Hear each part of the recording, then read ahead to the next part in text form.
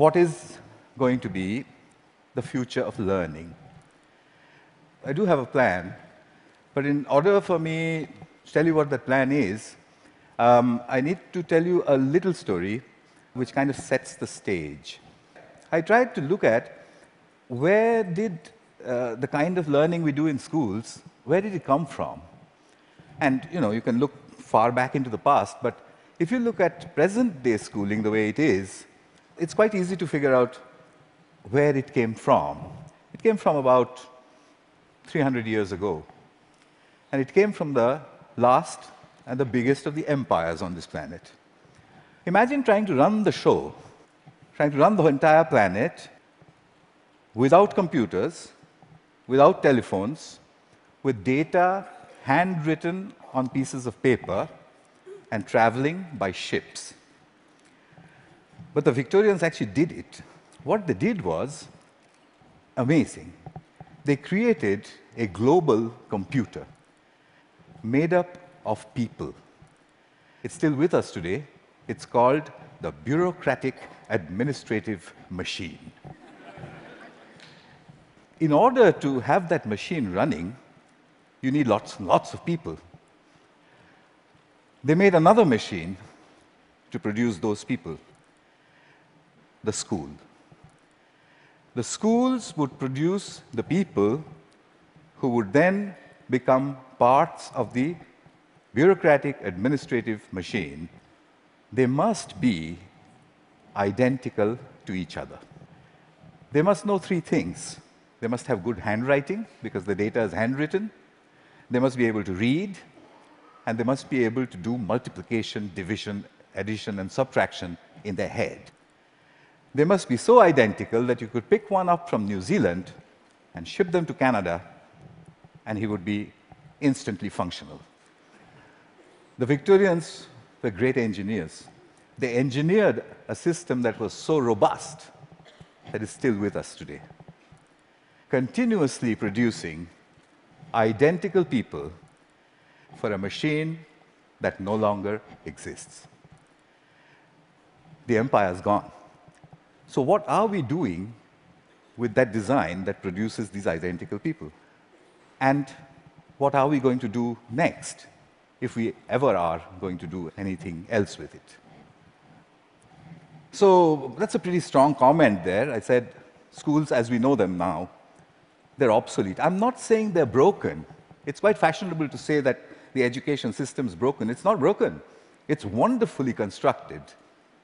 It's just that we don't need it anymore. It's outdated. What's the kind of jobs that we have today? Well, the clerks are the computers. They're there in thousands in every office. And you have people who guide those computers to do their clerical jobs. Those people don't need to be able to write beautifully by hand. They don't need to be able to multiply numbers in their heads. They do need to be able to read. In fact, they need to be able to read discerningly. Well, that's today. But we don't even know what the jobs of the future are going to look like. We know that people will work from wherever they want, whenever they want, in whatever way they want.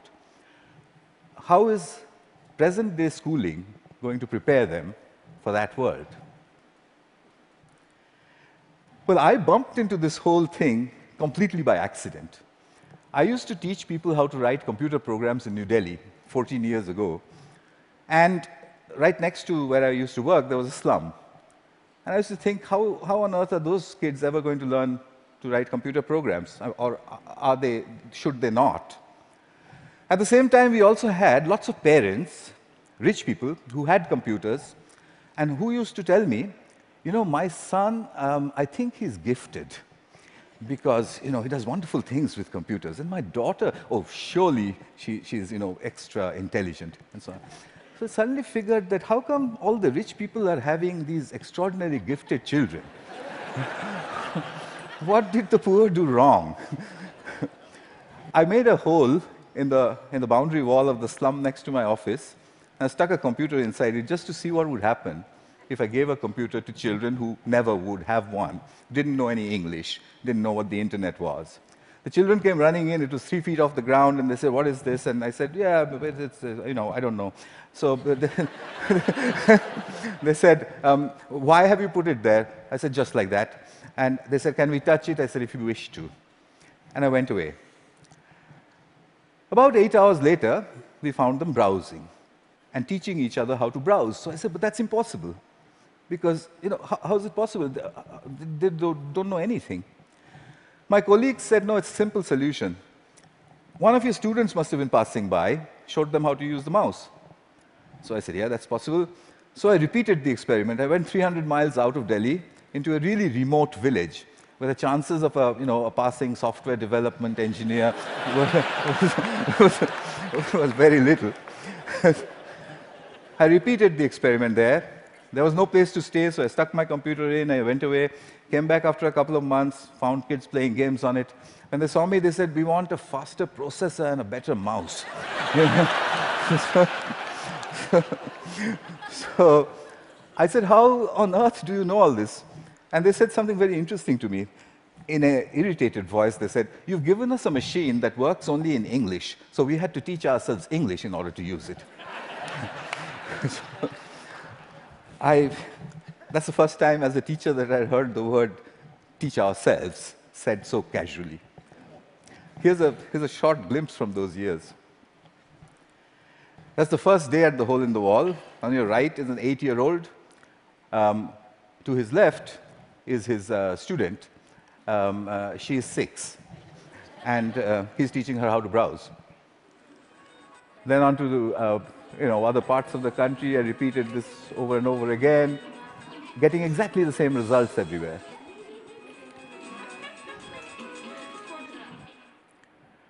An 8-year-old telling his elder sister what to do.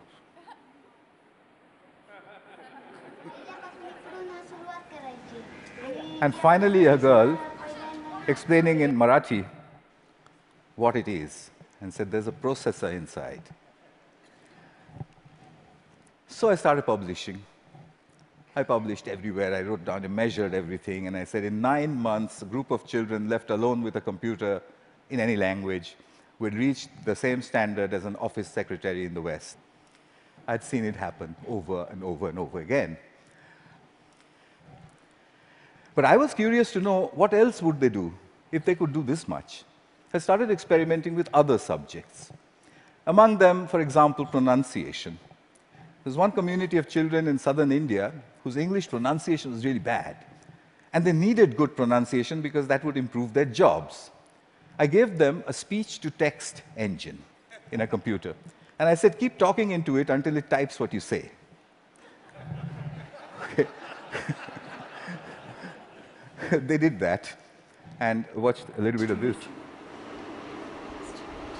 Nice to meet you.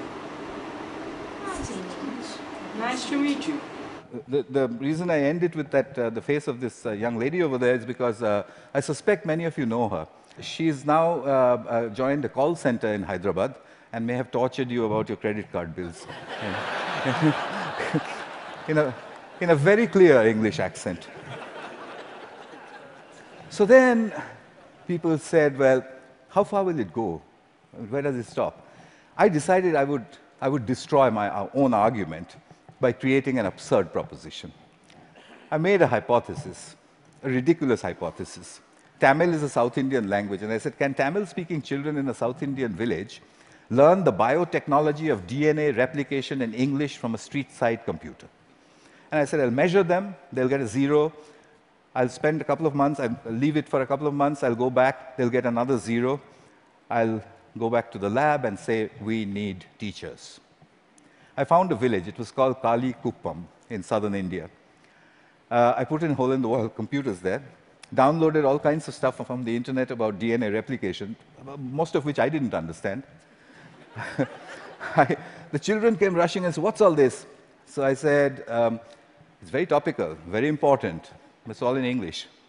So they said, how can we understand such big English words and diagrams and chemistry? So by now, I had developed a new pedagogical method, so I applied that. I said, I haven't the foggiest idea. and anyway, I'm going away.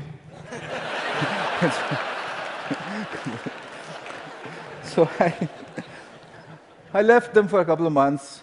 They had got a 0. I gave them a test. I came back after 2 months, and the children trooped in and said, we've understood nothing. So I said, well, I mean, what did I expect? So I said, okay, but how long did it take you before you decided that you can't understand anything? So they said, we haven't given up. We look at it every single day. So I said, what? You don't understand these screens, and you keep staring at it for 2 months. What for? So a little girl, who you'll see just now, she raised her hand, and she says to me in broken Tamil and English, she said, well, apart from the fact that improper replication of the DNA molecule causes disease, we haven't understood anything else.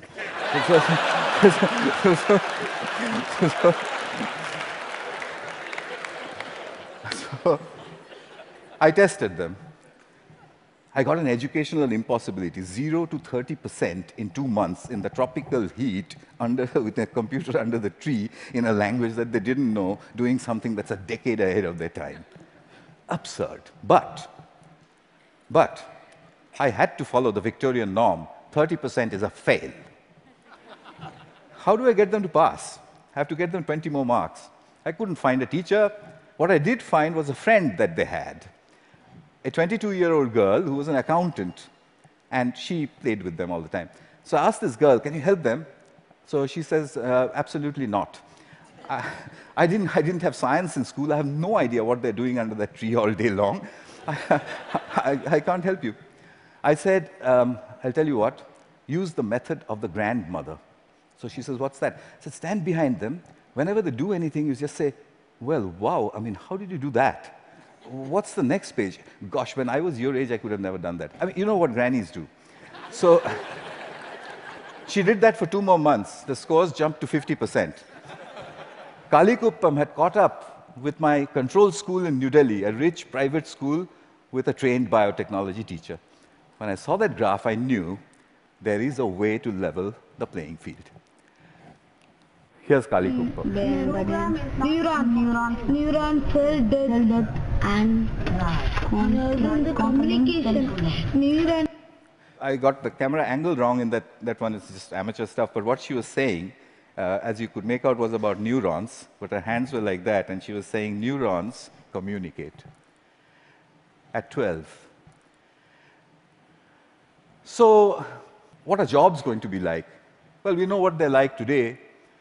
What's learning going to be like? We know what it's like today, children poring over with their mobile phones on the one hand, and then reluctantly going to school to pick up their books with the other hand. What will it be tomorrow? Could it be that we don't need to go to school at all? Could it be that at the point in time when you need to know something, you can find out in 2 minutes? Could it be a devastating question, a question that was framed for me by Nicholas Negroponte? Could it be that we are heading towards, or maybe in, a future when knowing is obsolete? But that's terrible. We are Homo sapiens. Knowing, that's what distinguishes us from the apes. But look at it this way. It took nature 100 million years to make the ape stand up and become Homo sapiens. It took us only 10,000 to make knowing obsolete. What an achievement that is. But we have to integrate that into our own future. Encouragement seems to be the key. If you look at Kuppam, if you look at all of the experiments that I did, it was simply saying, wow, saluting learning. There is evidence from neuroscience. The reptilian part of our brain, which sits in the center of our brain, when it's threatened, it shuts down everything else. It shuts down the prefrontal cortex, the parts which learn. It shuts all of that down. Punishment and examinations are seen as threats. We take our children, we make them shut their brains down, and then we say, perform. Why did they create a system like that? Because it was needed. There was an age in the age of empires when you needed those people who can survive under threat. When you're standing in a trench all alone, if you could have survived, you're okay, you passed. If you didn't, you failed. But the age of empires is gone. What happens to creativity in our age? We need to shift that balance back from threat to pleasure. I came back to England looking for British grandmothers. I put out notices in papers saying, if you're a British grandmother, if you have broadband and a web camera, can you give me 1 hour of your time per week for free? I got 200 in the first 2 weeks. I know more British grandmothers than anyone in the universe. They're called the granny cloud. The granny cloud sits on the internet. If there's a child in trouble, we beam a gran. She goes on over Skype, and she sorts things out. I've seen them do it from a village called Diggles in northwestern England, deep inside a village in Tamil Nadu, India, 6,000 miles away. She does it with only one age-old gesture. Okay. Watch this. You can't catch me. You say it. You can't catch me. I'm the gingerbread man. Well done. Very good. So what's happening here? I think what we need to look at is we need to look at learning as the product of educational self-organization. If you allow the educational process to self-organize, then learning emerges. It's not about making learning happen, it's about letting it happen. The teacher sets the process in motion, and then she stands back in awe and watches as learning happens. I think that's what all this is pointing at. But how will we know? How will we come to know? Well, I intend to build these self-organized learning environments.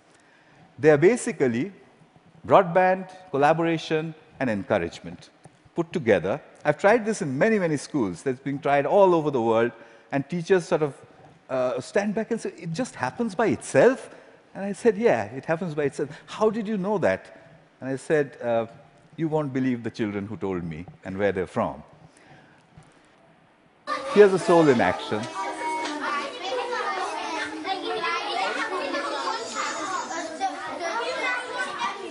This one is in England.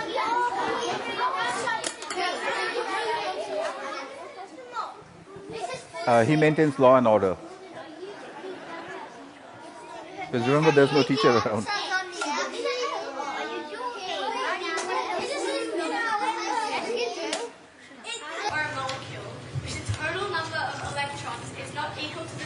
Australia. Giving it a net positive or negative electrical charge. The net charge on an iron is equal to the number of protons in the iron minus the number of electrons. A decade ahead of our time. So souls, I think we need a curriculum of big questions. You already heard about that. You know what that means. There was a time when Stone Age men and women used to sit and look up at the sky and say, what are those twinkling lights? They built the first curriculum. But we've lost sight of that wondrous questions. We've brought it down to the tangent of an angle. But that's not sexy enough. The way you would put it to a 9-year-old is to say, if a meteorite was coming to hit the Earth, how would you figure out if it was going to or not? And if he says, well, what? How? You say there's a magic word. It's called the tangent of an angle. And leave him alone. He'll figure it out. So here are a couple of images from souls. I've tried incredible questions. When did the world begin? How will it end? To 9-year-olds. This one's about what happens to the air we breathe. This is done by children without the help of any teacher. The teacher only raises the question and then stands back and admires the answer. So, what's my wish? My wish is that we design the future of learning. We don't want to be spare parts for a great human computer, do we? So we need to design a future for learning. And I've got to get this wording exactly right, because, it's very important. My wish is to help design a future of learning by supporting children all over the world to tap into their wonder and their ability to work together, help me build this school. It will be called a school in the cloud. It will be a school where children go on these intellectual adventures driven by the big questions which their mediators put in. The way I want to do this is to build a facility where I can study this. It's a facility which is practically unmanned. There's only one granny who manages health and safety. The rest of it's from the cloud. The lights are turned on and off by the cloud, etc., etc. Everything's done from the cloud. But I want you for another purpose. You can do self-organized learning environments at home, in the school, outside of school, in clubs. It's very easy to do. There's a great document produced by TED which tells you how to do it. If you would please do it across all 5 continents and send me the data, then I'll put it all together, move it into the School of Clouds, and create the future of learning. That's my wish. And just one last thing. I'll take you to the top of the Himalayas. At 12,000 feet, where the air is thin, I once built 2 hole-in-the-wall computers. And the children flocked there. There was this little girl who was following me around. And I said to her, I want to give a computer to everybody, every child. I don't know, what should I do? And I was trying to take a picture of her, quietly. She suddenly raised her hand like this and said to me, "Get on with it."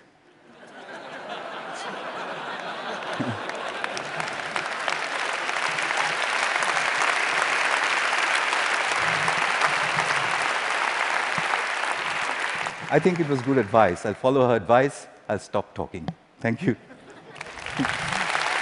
Thank you very much.